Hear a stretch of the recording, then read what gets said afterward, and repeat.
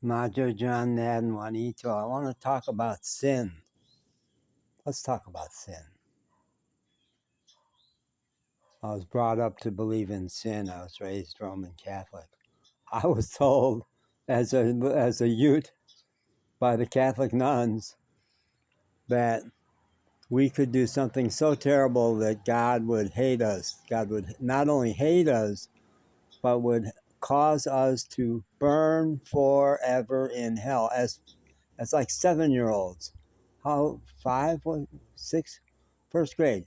First grade, we had a nun saying that we could little 6-year-olds could do something so terrible that God would, and we were old enough to picture what it might be. We understood burn. We had learned about what it meant to be, terrifying.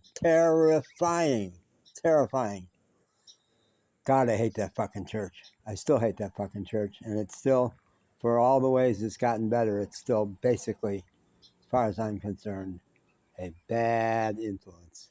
Bad church. It's a bad church. Yeah. And most of the Christian churches, look at what they're doing in the U.S. right now. Yeah, it's hard to defend.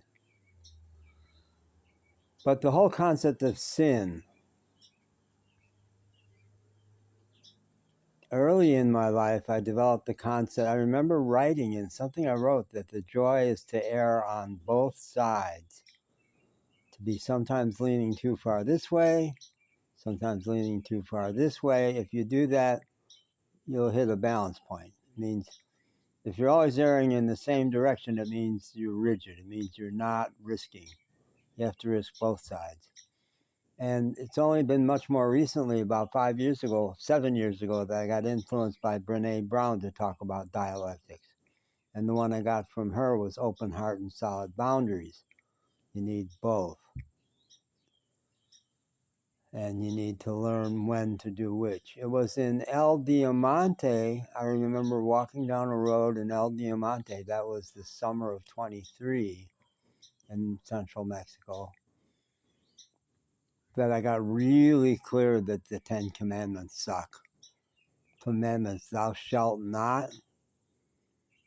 That in fact, if we're talking dialectics, sometimes it makes sense.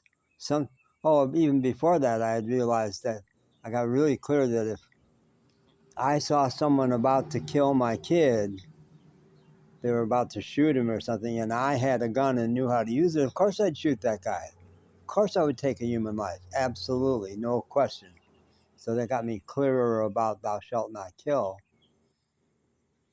It was in El Diamante that I thought, well, thou shalt not covet thy neighbor's wife. I had an affair with a married woman a long time ago, shortly after my divorce. And I'll stand by it to this day. It worked for her, worked for me, even worked for her husband, although he never knew about it. But I called myself his anonymous assistant, because he was too busy for her. He had no time for her. He loved her, but he just was overwhelmed. And I kind of subbed for a while. I don't regret that. No. So this morning, yeah. So as a young man, I got told a lot. You're too intense. You're too intense. You're too intense. And what I've learned is there's a time for every season. Season for everything. There's a time to be intense, and there's a time to be mellow. To use the soft side. And you need to practice. So to say too intense, you may tell someone, well, that didn't work. If you notice, that didn't work. But here's why that didn't work. And don't get rid of that. Don't get rid of your intensity because of that, because your intensity is a good thing. And in terms of reaching out, asking for what you need, that's been a big one for me. Do I ask for what I need? And asking for what I need has not always worked. Sometimes it's backfired badly. But does that mean I should stop? No. And there is one nurse in particular here that I thought something was meant to happen between us, and I wasn't sure what it was. I wobbled at one point. I was pretty sure I thought it was romance, but more recently what I got to was, no, I don't know what it is. I think I could maybe mentor her. I see some ways that I could reach out to her and be helpful to her. But I also, along the way, thought, no, you're maybe initiating too much, because you really don't, you're not getting clear signals back. Maybe you ought to back off. And I had backed off a lot.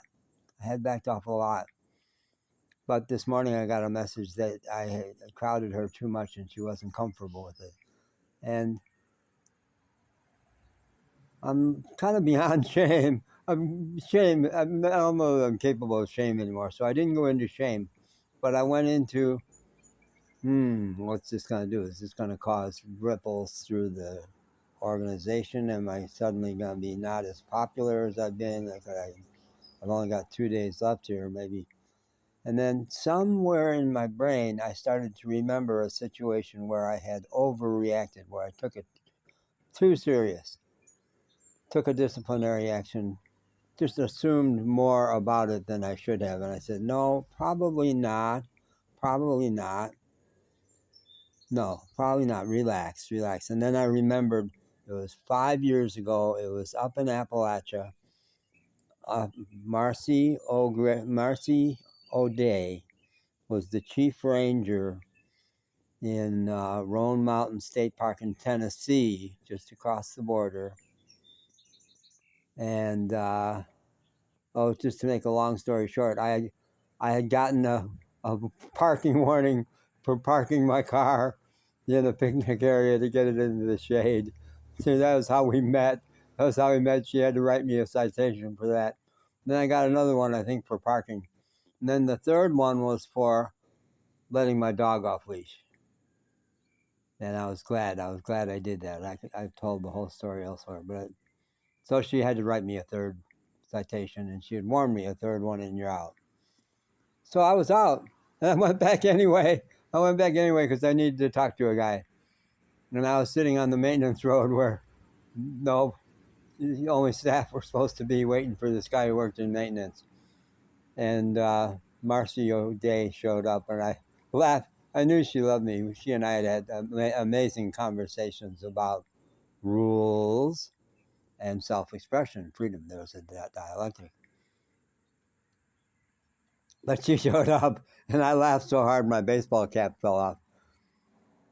And I said, I know you already, I was banned from the park for life because of the 3 violations. She says, no, you're not.